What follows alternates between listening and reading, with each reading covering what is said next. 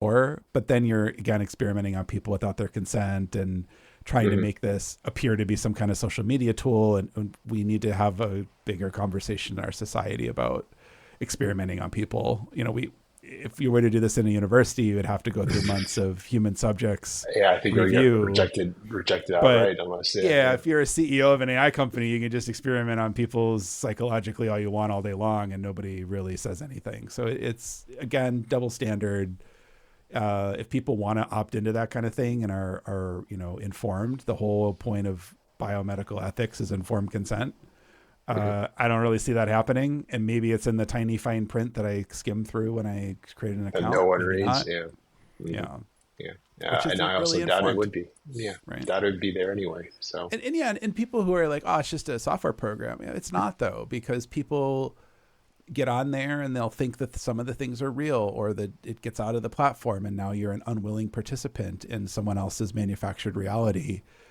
Additionally, like, I guess the data is really clear to me. There's, I guess, some people who debate it, but social media is really not good for you as a human. It's, there's all sorts of harms that manifest in all sorts of different ways that are not so obvious. We're seeing and it not more so and more. immediate either. Yeah. Yeah, we're seeing it more and more. Like when people, with the chat programs, they'll have some sort of an event in their life that is significant, and then the chat program gets blamed. And so people are starting to understand that, Andrew was really depressed and only talking to ChatGPT, and no one knew about it. And then something terrible happened because he didn't reach out, and the algorithm was either feeding it or not allowing him to, or not enforcing him to do like a proper channels thing. And so I'm trying to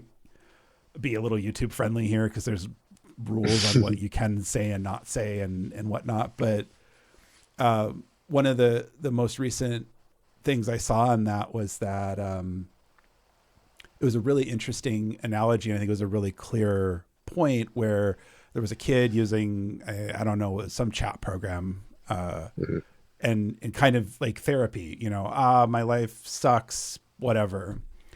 And the chat history was pretty mundane until like kind of towards the end. And the kid made a couple claims that if you were talking to a human psychiatrist, they would either, involuntarily commit you to a behavioral health program, or call, crisis authorities, probably encourage you to do the same. And it didn't even happen. And so again, why does the computer program have a different standard than a human being would? And if it was a human being where that happened, there'd probably be an investigation. They'd be like, you didn't do anything, when there were these clear signs that you should have done. And that was your whole job and training. And they would lose their license, and they would lose their career, and maybe they would have criminal damages. And then the AI companies just get to shrug it off and say, well, we said don't use it for this, and we do things to try to prevent this from happening. Well, it's not good enough. Yeah. I find it very interesting context, because I think we've talked about it before too, where specifically around autonomous vehicles, where the standards for machines were so much higher than humans. And now, weirdly enough, it's been flipped, where the standards for AI are so much lower than humans. It's such an odd thing. Yeah. And a lot of the companies try, so I don't want to diminish the work that a lot of the people are doing. Yeah, I agree with that. As a product manager, as somebody who would be responsible for putting this kind of stuff into the world, that is a consideration you need to be making. And they're obviously not incentivized to do it.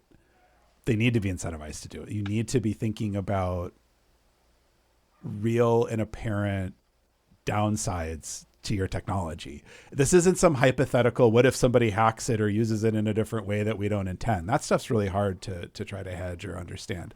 There's numerous cases of this stuff. There's companies who are explicitly trying to be, AI therapists. Don't use an AI therapist, use a human. If you can't afford a human, call a friend, call a family member, talk to another person. And then they get to skirt. So it's the same tech pattern over and over again. Anyone who's paying attention knows this. So yes, we need to disrupt things, and healthcare has a lot of opportunity to be disrupted. But when it comes to how people are treated or how people may or may not be harmed, that we need like laws and regulations. They need to be followed. Pretty Yeah, simple. yeah, yeah. And given the current state of things, at least in the U.S., it's not super clear that those will come to light. Yeah.